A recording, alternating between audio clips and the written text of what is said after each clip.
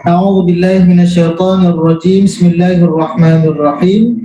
Assalamualaikum warahmatullahi wabarakatuh. Rabbi shrah li sadri wa yassir li amri wahlul 'uqdatam min lisani yafqahu qawli. Alhamdulillahi rabbil alamin hamdan yuwafi ni'amahu wa yukafi'u mazidah. Ya Rabbana lakal hamdu kama yanbaghi li jalali wajhikal karim wa 'azimi sultanik. Allahumma salli wa sallim ala sayyidina Muhammad wa ala ali Muhammad walhamdulillahi rabbil alamin. Alhamdulillah, ibu yang dirahmati dan diberkahi oleh Allah Subhanahu wa taala. Pertama sekali mari kita bersyukur kepada Allah Subhanahu wa taala. Alhamdulillah, hari ini Allah masih berikan kita nikmat iman, nikmat Islam. Selanjutnya tak lupa pula kita berselawat kepada junjungan kita Nabi besar Muhammad sallallahu alaihi wasallam.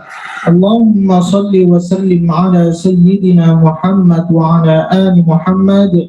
Semoga dengan kita selalu memperbanyak selawat kepada baginda Rasulullah sallallahu alaihi wasallam, kiranya kita layak dan berhak mendapatkan syafaat dari beliau. Amin ya rabbal alamin. Bismillahirrahmanirrahim. Kita lanjutkan, materi berikutnya adalah sujud tilawah atau sujud sajadah. Perintah Allah untuk hambanya dalam bersujud itu ada 4 keadaan. Yang pertama, sujud di dalam sholat. Yang kedua, apabila dalam sholat ada lupa, maka kita diperintahkan untuk menambah sujud lagi. Sujud tilawah, sujud sahwi, sujud sahwi. Yang ketiga, sujud syukur.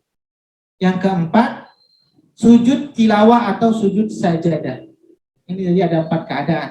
Tapi sekarang kita tidak bahas sujud dalam sholat, sujud sahwi. Nah, paling tidak secara garis besar nanti akan saya kasih tahu. Saya beritahu kalau sujud sholat, subhana rabbiyal a'la bacanya. Sujud sahwi, subhana man la yanamu wa la yashu. Sujud syukur, rabbi auzidni an ashkura ni'mataka allati an'amta alayya wa ala walidayya wa an a'mala salihan tarda wa adkhilni bi rahmatika fi ibadika shalihin. Itu bacaannya. Kemudian kita masuki sujud tilawah atau sujud sajadah. Apa itu nanti doanya akan kita bahas di dalam. Secara bahasa, tilawah berarti bacaan.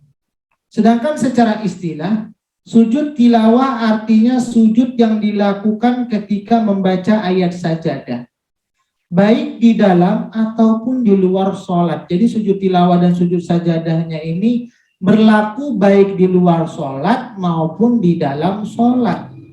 Kemudian mana dalilnya?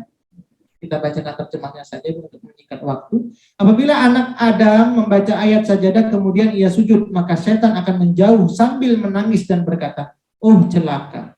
Dalam riwayat Abu Quraib, "Oh celaka aku."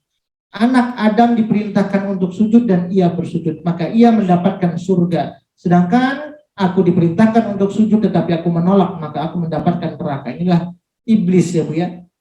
Syaitan, iblis. Ketika berada di surga, Adam sujud, anak dan keturunannya juga sujud. Tapi syaitan dan iblis tidak mau bersujud karena kesombongan. Kemudian surat yang mula-mula diturunkan mengandung ayat sajadah adalah surah An-Najm. Maka Rasulullah melakukan sujud tilawah dan orang-orang yang berada di belakangnya melakukan sujud pula mengikutinya. Jadi makmumnya juga ikut sujud. Kecuali seorang laki-laki yang hanya mengambil segenggam pasir lalu bersujud padanya. Maka aku melihat terbunuh dalam keadaan kafir sesudah peristiwa itu. Ini adalah Umayyah bin Khalaf. Ini juga salah satu dalil bahwa surah yang pertama turun itu surah An-Najm, kemudian Rasulullah bersujud dan pengikut yang di belakang juga bersujud. Apa itu hukum sujud tilawah? Hukum sujud tilawah adalah sunnah muakkadah. Apa itu sunnah muakkadah? Sunnah yang dianjurkan. Ini adalah pendapat jumhur mayoritas ulama, yaitu Imam Malik, Imam Syafi'i, dan imam-imam yang lain. Sesuai dengan ada Imam Al-Zawzi, Al-Laythi, dan yang lain sebagainya. Mana dalilnya? Qara'tu ala Rasulillahi sallallahu alaihi wasallam an-najma falam yasjud fiha. Aku pernah membaca surah An-Najm di hadapan Nabi Muhammad sallallahu alaihi wasallam, namun beliau tidak sujud waktu itu. Jadi Nabi Muhammad ketika tadi di suatu tempat dia bersujud membaca surah An-Najm, tapi suatu lain ada orang yang membacakan Al-Quran di depan Rasulullah membaca surah An-Najm, beliau tidak sujud. Padahal kan secara makna pengertian sujud tilawah, baik si pendengar maupun si pembaca, baik di dalam sholat maupun di luar sholat harus bersujud. Tapi sewaktu lain Rasulullah tidak bersujud. Ini menandakan bahwa hukum sujud tilawah itu bukan wajib. Seperti itu. Juga perkataan Umar bin Khattab, ya ayuhan nasu innama namurru bis sujud, faman sajada faqad asaba wa man lam yasjud fala ithma alaihi. Wahai orang-orang, kita melalui bacaan ayat-ayat sujud, melewati ayat-ayat sujud, maka barang siapa yang sujud ia telah mendapatkan pahala, dan barang siapa yang tidak sujud dia tidak mendapatkan dosa. Hadis riwayat Bukhari. Berkata Ibnu Qudamah bahwa hukum sujud tilawah itu sunnah, tidak wajib. Dan pendapat ini merupakan ijma' sahabat, kesepakatan para sahabat. Apa saja ayat-ayat sajadah? Ada 15 tempat dalam 30 juz Quran. Surah Al-A'raf 206, Ar-Ra'd 15, An-Nahl ayat 49 sampai 50, Al-Isra 107 100 sampai 109, Maryam ini maksudnya kok sampai panjang sekali 107 sampai 109. Ini ceritanya agak panjang, tapi tempat sujudnya nanti nih di dalam surah Al-Isra-nya bunyi tempat sujudnya di Al-Isra ayat 9-nya. Tapi cerita yang berkaitan menyambung kisah ini dari ayat 107 sampai 109. Kemudian Maryam 58, Al-Hajj 18, Al-Furqan 60, An-Naml 25 26, As-Sajadah ayat 15. Kemudian di surah Fussilat mayoritas pendapat para ulama yang paling banyak mengatakan di ayat 38, tapi pendapat mazhab Malikiyah di ayat ke-37-nya ada perbedaan sedikit. An-Najm ayat ke-62, kemudian Al-Insyiqaq 20-21, Al-Alaq 19, Shad 24, Al-Hajj 77. Kalau ingin melihat bunyi ayatnya, inilah semuanya. Jadi ayat sajadah itu ayat-ayat yang sudah ditentukan di dalam Quran ya, terpilih ada 15 tempat. Ini bunyi-bunyi ayatnya. Saya tulis di sini. Kemudian bacaan sujud tilawah ini ada beberapa pendapat perbedaan. Yang pertama, ada yang mengatakan bahwa sujud tilawah itu bacaannya sama seperti sujud sholat. Subhana rabbiyal a'la. Tapi yang paling masyhur, yang sering banyak digunakan yaitu riwayat hadis Muslim. Ini yang banyak sekali digunakan, itu yang kita baca selama ini. Sajada wajhiya lilladzi khalaqahu wa sawwarahu wa syaqqa sam'ahu wa basarahu bihaulihi wa quwwatihi fatabarakallahu ahsanul khaliqin. Nah, bagaimana kalau seandainya kita tidak hafal doa-doa yang ada berkaitan tentang sujud tilawah atau sujud sajadah ini, maka kita cukup dianjurkan untuk membaca tasbih saja. Subhanallah walhamdulillah wala ilaha illallah wallahu akbar. Kalau memungkinkan lebih baik kita langsung sujud, tapi kalau seandainya tidak memungkinkan untuk sujud, cukup membaca doanya saja. Kemudian atau membaca Allahumma ktubali biha indaka ajran wa dha'anni biha wizran waj'alha li indaka zukhran fataqabbalha minni kama taqabbaltaha minni 'abdika Daud. Ini salah satu doanya juga hadis riwayat Tirmizi. Tapi yang masyhur paling banyak dipakai dan digunakan mayoritas para ulama ini yang sering kita baca, hadis riwayat Muslim.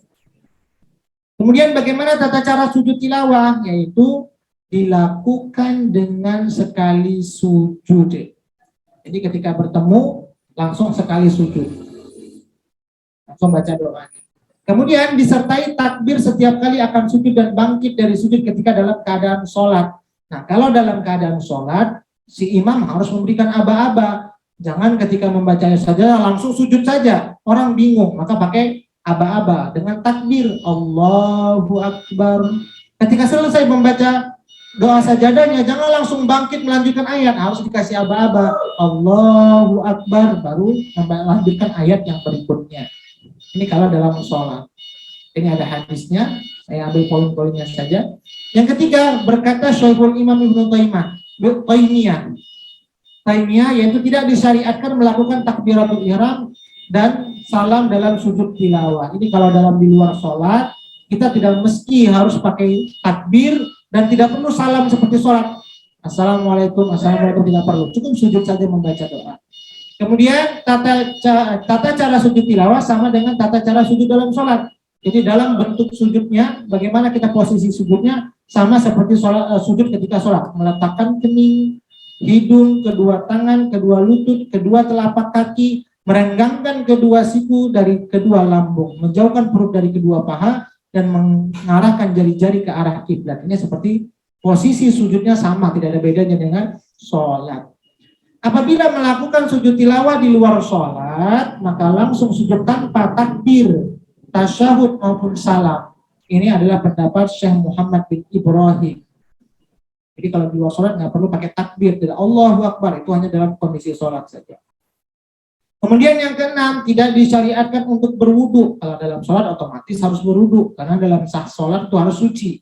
Tapi di luar sholat tidak mesti kita berwudu. Tapi kalau ditanya yang terbaik adalah berwudu sebelum melakukan sujud tilawah, karena sujud tilawah bukanlah sholat. Jadi kalau seandainya kan tadi yang dianjurkan sujud si pembaca maupun si pendengar. Contoh si pendengarnya nggak lagi ke dalam keadaan tidak suci, tidak berwudu, maka dia tidak apa-apa, dia langsung sujud atau cukup membaca doanya. Sehingga orang yang berhadas, bahkan wanita yang haid dan nifas, diperbolehkan melakukan sujud tilawah karena membaca atau mendengar ayat sajadah.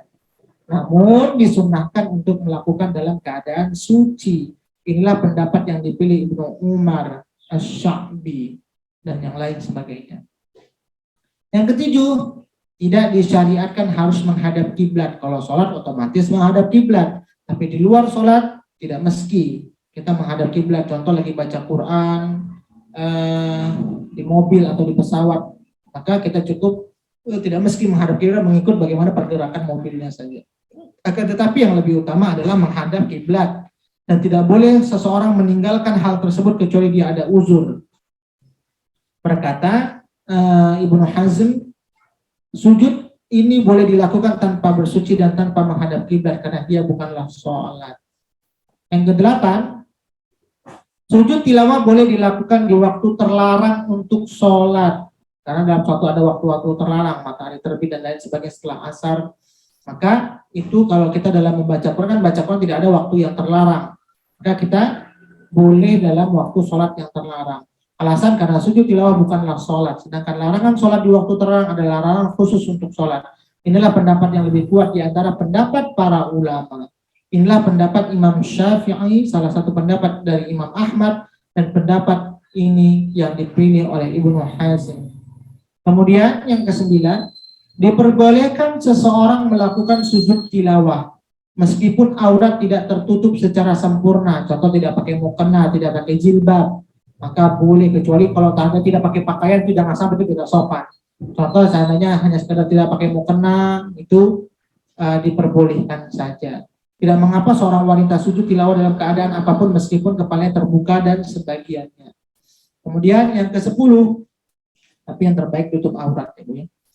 Di dalam sholat jamaah yang dijaharkan, apa saja maghrib, isya, subuh, apabila imam membaca ayat sajadah, lalu imam bersujud karenanya, maka makmum harus bersujud mengikuti imam. Jadi kalau seandainya dalam sholat maghrib, isya, subuh, maka kalau seandainya imam membaca ayat sajadah, makmum harus ikut sujud dengan aba-aba seperti tadi takbir.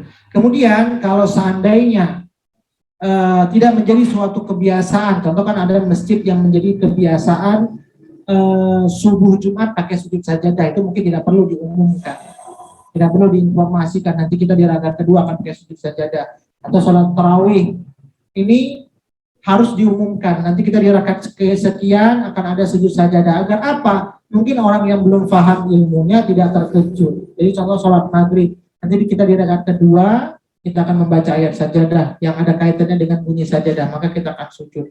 Agar orang yang belum paham tidak terkejut atau tidak bingung dalam kondisi sholat. Ini kalau sholat jahar. Tetapi jika imam tidak bersujud, makmum tidak perlu sujud. Karena tadi hukumnya sunnah, kalaupun seandainya seorang imam membaca ayat sajadah dia tidak sujud, makmum tidak perlu sujud. Tapi lebih baiknya sujud. Tidak dibenarkan seorang imam melakukan sujud tilawah pada sholat sir, zuhur dan asar, kan bingung, ada suara tiba-tiba langsung sujud berdiri lagi, maka itu tidak dibenarkan. Ini adalah pendapat Imam Malik, Abu Hanifah. Kemudian sedangkan hadis yang menerangkan bahwa Rasulullah SAW sujud tilawah pada sholat zuhur adalah munqati, terputus sanadnya dan tidak bisa dipakai sebagai dalil. Yang ke-12, seorang yang mendengarkan bacaan Al-Quran dari seseorang yang membaca Al-Quran, maka ia ikut bersujud apabila pembaca tersebut bersujud. Namun jika pembaca tersebut tidak bersujud, maka ia tidak perlu bersujud. Pendapat inilah yang dipilih oleh Ibnu Hajar dan yang lain sebagainya. Kemudian yang 13, tidak disyariatkan bagi orang yang sengaja mendengarkan baca Al-Quran untuk bersujud. Jadi tidak disyariatkan bagi orang yang sengaja mendengarkan bacaan Al-Quran untuk sujud tilawah. Namun tidak bagi orang yang tidak bermaksud mendengarkan, tidak menyimak bacaan. Jadi disyariatkan, dianjurkan bagi orang yang fokus mendengarkan orang lain membaca Quran, maka kalau seandainya si pembaca sujud, maka dianjurkan si pendengarnya juga untuk sujud. Kalau seandainya tidak sujud, baca doanya saja juga sudah cukup. Tapi bagi orang yang mungkin mendengarnya tidak fokus, sambil masak, sambil nyuci baju, maka itu tidak fokus, maka juga tidak dianjurkan. Ini adalah pendapat yang dipilih oleh Imam Ahmad dan salah satu pendapat Imam Malik. Dan pendapat ini pula yang dipilih oleh Syekh Shalih Fauzan. Kemudian yang ke-14, apabila seorang membaca atau mendengar ayat sajadah lebih dari satu kali, maka ia boleh untuk menunda sujud, lalu sujud sekali lagi pada ayat yang lain, tapi ini dalam keadaan dalam satu surat. Kalau kita lihat tadi Bu ya, ada yang dalam satu surat, contoh dalam surat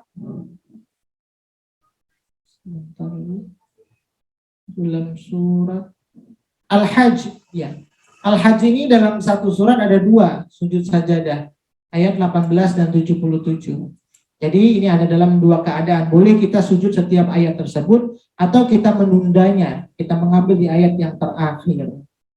Itu pun dalam satu keadaan waktu, jangan besoknya. Itu kalau besoknya pasti harus setiap ayat kita harus sujud. Ini dalam satu waktu. Contoh hari ini saya membaca surah Al-Hajj, maka boleh kita menundanya di ayat yang terakhir. Apabila seorang membaca atau mendengar ayat sajadah lebih dari satu kali, maka ia boleh untuk menunda sujud, lalu sujud sekali lagi saja di akhirnya. Namun jika ia telah sujud lalu membaca ayat sajadah lagi, maka yang lebih utama adalah ia sujud lagi. Jadi yang lebih baik itu sujud dari setiap ayat. Ini adalah mazhab jumhur ulama. Kemudian yang ke-15, apabila seorang membaca atau mendengarkan ayat sajadah lalu terluput untuk melakukan sujud tilawah, maka ia boleh melakukan sujud tilawah jika selang waktunya tidak terlalu panjang. Jika jaraknya sudah terlalu panjang, maka ia tidak perlu sujud karena telah terluput waktunya. Ini adalah mazhab Syafi'iyah dan Hambaliyah. Contoh terluput waktu itu bagaimana? Contoh nih saya lagi baca ayat sajadah. Tiba-tiba saya pesan Gojek, pesan makanan, pesan Grab. Akhirnya ketika di luar saya berhenti sebentar, saya transaksi di luar. Berapa harganya, belinya di mana, berapa lama perjalanan, dan itu terluput dari pikiran saya. Maka itu kita tidak harus kita sujud sajadah lagi. Nah, bagaimana contoh yang tidak terluput? Contoh saya baca ayat sajadah, saya ambil pulpen sebentar ke meja supaya menandai, itu pikiran kita belum lari lagi, hanya mengambil pulpen saja sebagai penanda tersebut. Ini contohnya. Maka yang kondisi seperti itu kita tetap dianjurkan untuk sujud sajadah. Inilah tata cara membaca sujud sajadah atau sujud tilawah. Ada 15 cara, penjelasannya secara hukum fikih. Maka wahai pembelajar dan penghafal Quran, sesungguhnya belajar dan menghafal Quran itu adalah pekerjaan yang tidak kenal gagal. Seandainya engkau menghabiskan 10 tahun bahkan lebih untuk belajar dan menghafal, namun kau tak kunjung bisa atau terbata-bata dalam membaca dan menghafalnya, maka engkau sama sekali tidak gagal. Bayangkan saja betapa banyak pahala membaca selama itu. Seorang berkata kepada Imam Hasan Al-Basri, si Fulan belajar dan menjaga Al-Quran, maka ia merespon atau menjawab, bukan, akan tetapi Al-Quranlah yang menjaganya. Silakan ibu yang mau tanya tentang sujud sajadah ya Bu Momi. Assalamualaikum Pak Ustadz, maaf suaranya agak begini. Pak Ustadz, ayat-ayat sajadah ini ada dalam surat yang tertera di sini ya, ada 15 surat. 15, pada saat itu atau dalam kondisi apa, maksud saya pada kondisi apa dalam surat-surat ini adanya sujud tilawah, dan dalam apa ini namanya tadi dari pertama kali katanya waktu itu dibacakan suratnya tuh dari surat An-Najm. Nah pada saat itu ada kondisi seperti apa gitu Pak Ustadz, hanya dalam surat-surat ini tertentu gitu? Biasanya sujud sajadah ini lebih banyak menceritakan kisahnya tentang kekuasaan Allah Subhanahu wa Ta'ala. Bagaimana langit dan bumi juga tunduk terhadap perintah Allah Subhanahu wa Ta'ala. Di wasyamsa wal qamara yasjudun, ini banyak. Jadi lebih kepada An-Najm itu juga artinya bintang, tentang kekuasaan Allah Subhanahu wa taala. Maka dalam 15 ini, karena kan urutan Quran itu turun bukan Al-Fatihah, Al-Baqarah, Ali Imran sampai An-Nas. Itu susunan yang dibaca malaikat Rasulullah kepada malaikat Jibril. Sedangkan secara turunnya ke muka bumi tergantung bagaimana kondisi permasalahan umat ketika itu. Jadi ayat yang pertama kali yang berbunyi tentang ada kalimat sajadah dalam 30 juz Quran itu adalah di dalam surah An-Najm.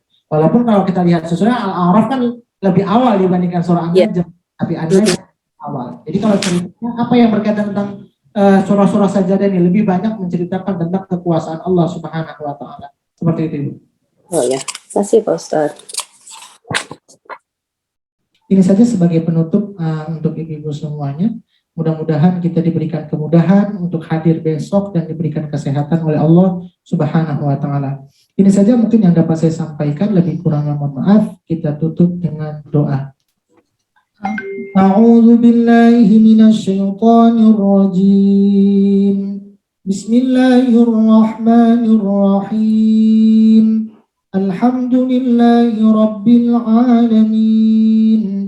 حمدا يوافي نعمه ويكافئ مزيده يا ربنا لك الحمد كما ينبغي لجلال وجهك الكريم وعظيم سلطانك اللهم صل وسلم على سيدنا محمد اللهم ارحمنا بالقرآن اللهم اجعلنا من أهل القرآن اللهم نور قلوبنا بالقرآن وزين أخلاقنا بالقرآن وأدخلنا الجنة بالقرآن ونجنا من النار بالقرآن ربنا آتنا في الدنيا حسنة وفي الآخرة حسنة وقنا عذاب النار